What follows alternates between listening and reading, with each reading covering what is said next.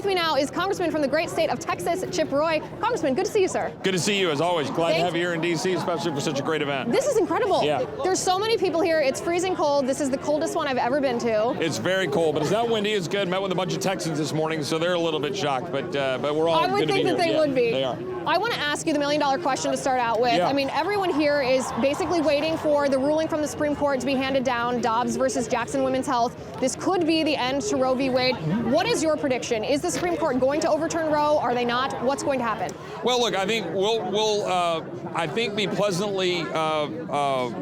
pleasantly receive the outcome of what the court does this summer. I think what we'll see probably is the upholding of the Mississippi law. Mm-hmm. But what the court does with that, I think, is what's going to be the real interest. Like, what do they do? What standards do they try to put in place in order to keep parts of it or discard parts of Roe? But here's what really matters. Even if the Mississippi law is upheld, if you apply that to Texas, 97% of abortions continue.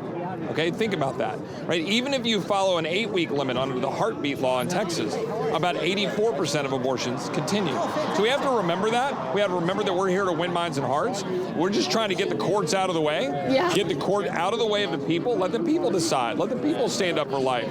People don't want to defend this. In the House Judiciary Committee, when we were talking about the heartbeat law, none of my Democrat colleagues wanted to talk about heartbeats. I actually called them out on it. I said, you won't hear any of my colleagues right now use heartbeat. None of them would. No, they say cardiac pull or electrical pulse. That's right. Euphemisms. That's the truth. Yes. So people look to sort of what is a, post-Roe America. Well, it's the same America we have right now, which is people like this standing up for life. We got to stop funding the entities that are going after life. So let's actually do that now. Why are we right now funding universities, like in California, that are going to have abortions that are caused by simply taking a pill? We basically have abortion by mail. Why are we allowing that to happen to our daughters, our sisters, our loved ones in dorm rooms in universities in California? So look down to the other end of this mall to the Capitol and say, why are we funding that? Why did we have $1.4 billion go to Planned Parenthood between 2016 and 2020?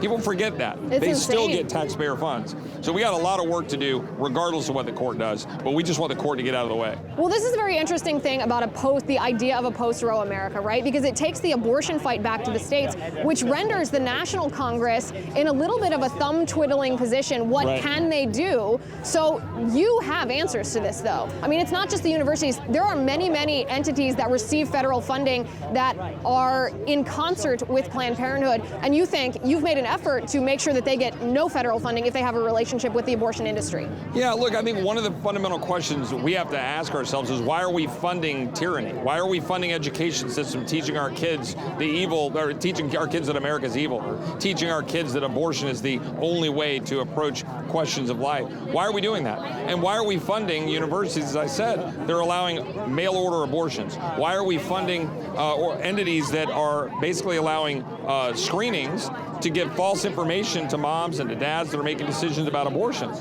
Why are we doing that? Don't do that. And Congress can make those choices.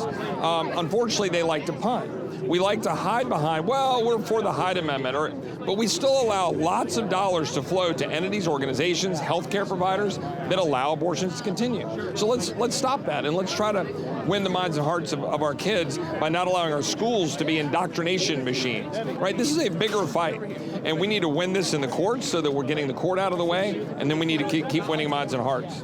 And let me ask you maybe an awkward question, because I understand the collegiality of Congress with your colleagues, but even amongst Republicans, there seems to be a hesitation among at least some of them to actually stand up for life and to speak the truth, to face the reality of what abortion is.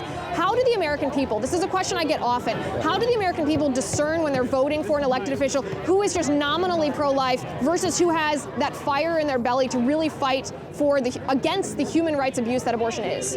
Yeah, I think the American people need to go look at actions. Go look and see what your member of Congress is actually doing to stand up for life. Are they putting their money where their mouth is, right? Are they coming to events like this? Are they speaking about it? Are they actually voting on measures that fund the stuff that they say they oppose, right? That's where the rubber meets the road. We in Congress have one primary responsibility in Article 1, and that is to take those dollars and then go figure out how we're spending those dollars, and are we going to do that to secure liberty, to defend life, or are we going to do that to fund bureaucrats, all these buildings around here, to interfere with liberty, interfere with life? I think that's the question. People can give a speech, but what are they doing? How are they voting? But I will say this, a lot of my Republican colleagues, we have a large group of pro-life members of Congress that are standing up to do the right thing to defend life. And the energy and enthusiasm you see right here is reflected. It's contagious. And it is contagious and is reflected in the body. And there are a lot of strong colleagues, but I got to tell you, it's not very bipartisan. There are very few members of the Democratic Party, if any, that are doing anything for the cause of life these days, and that's a sad state of affairs. It is. It's sad that they feel that they can't speak up because they know they'll be ostracized from their own party. Yep. Congressman Chip Roy, thank you for being here, sir. I appreciate you taking leadership on the Hill. I appreciate you being at the march today. Thank you. Thank you, Liz. Thanks for being over here. God bless.